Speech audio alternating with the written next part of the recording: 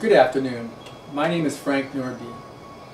I'm a son of the late Charles Nordby, who passed away back in 1996 while he was pursuing justice against the Raley supermarket chain who defrauded and cheated him back in 1973.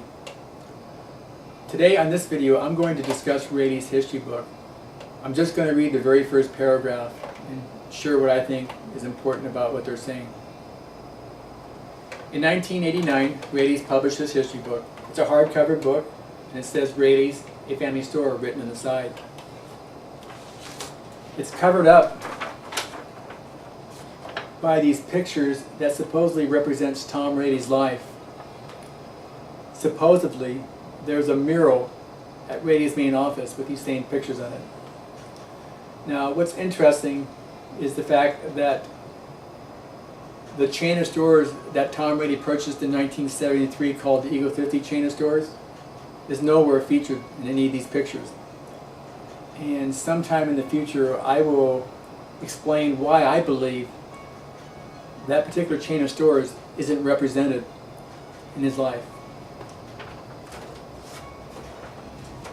This book was given to their employees, I believe, in 1990. As a Christmas gift. Wasn't that nice? You know, many criminals are caught for their crimes because they make one very big mistake. They open their mouths and they boast about their crimes to other people. In 1989, when Raley's and Chuck Collins published this fraudulent history book, they were basically opening their mouths of the crime they committed against Charles Nordby. They were boasting about that crime. Now, you won't see the name Charles Nordby written anywhere inside this history book, but as I go through this history book, you will understand why the name Charles Nordby never shows up. I'm going to read from page 8 of their history book. There's a small introduction on page 7, but I'm going to start on page 8 where it quotes some of their people. And it starts off by saying, "Tell our story, but don't build an altar." That was the directive from Charles L. Collings, president of Raley's, and Joyce Raley Teal, director of community relations. It says, "Tell our story." You know, they told their story. It's a fraudulent story, but they told it. And then it says, "But don't build an altar." That has Charles Collings written all over it.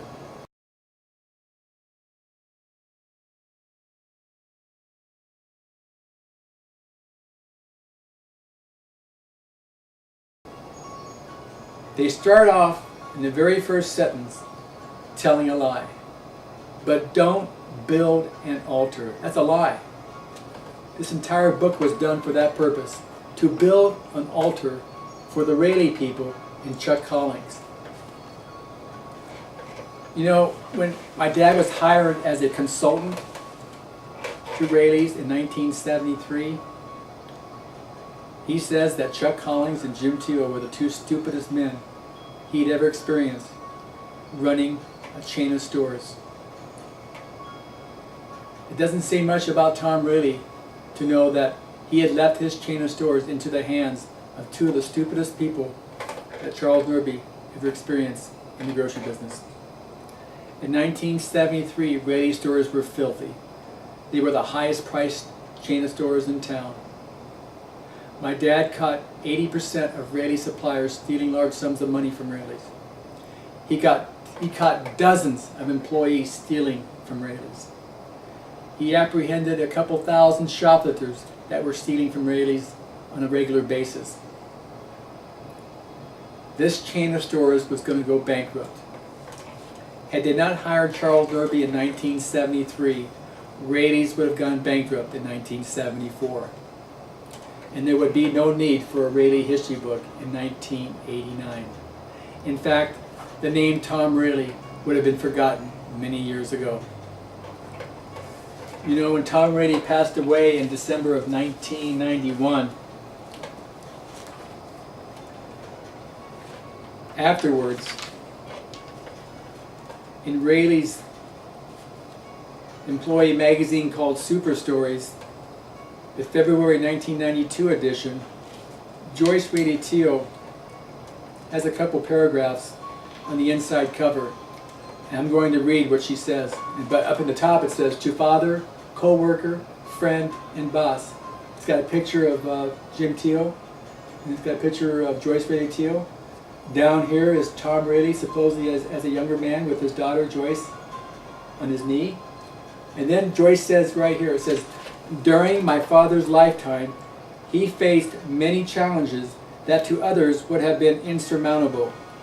Looking always to the future with his eternal optimism, he was an inspiration to me with his love of life, love of people, his energy, and positive attitude. I will always cherish the last few years we shared together in business. I can remember his friends saying, if we could only bottle Tom's energy and enthusiasm, we could make a fortune. Raley's will continue to do business just as we always have. We are going to continue forward. We are going to meet the challenges ahead just as Tom Raley always met them. There is a quote from Paloma Picasso about her remarkable father, Pablo Picasso, which has always been meaningful to me. I could never hope to fill his shoes, nor should I try.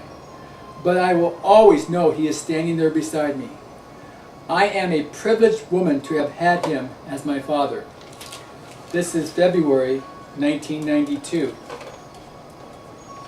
Less than 4 months after she makes those few paragraphs, makes those few statements, she receives Charles Nordby's book called Raley's Exposed, Who on Earth Saved Raley's?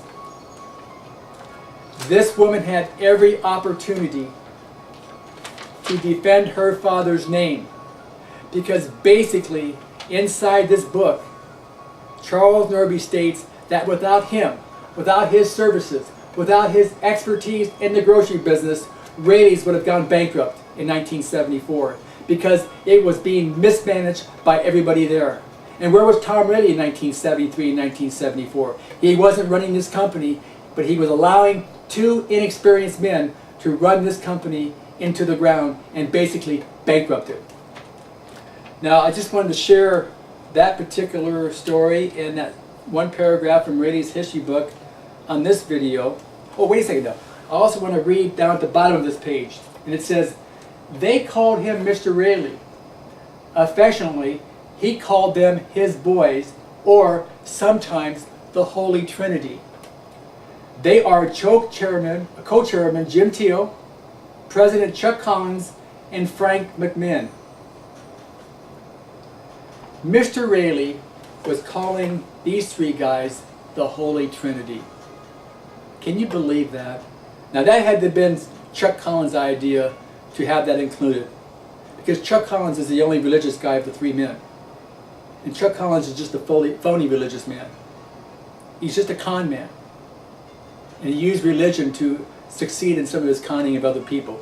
Anyway, that's all I have for today. I will be back with more of Raley's history book, sharing some interesting things about it.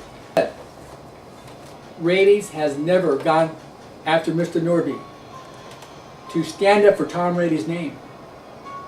Because you know why? Because everybody knows that Tom Raley was just a clown like Chuck Collins. He didn't know the grocery business. He had no clue on how to run a chain of stores profitable. And I'm going to be going over also his first store in Placerville and when it burned down and why I believe he left Placerville for almost 22 years. Thank you very much for listening to me and have a nice day. I will see you sometime soon. Thank you.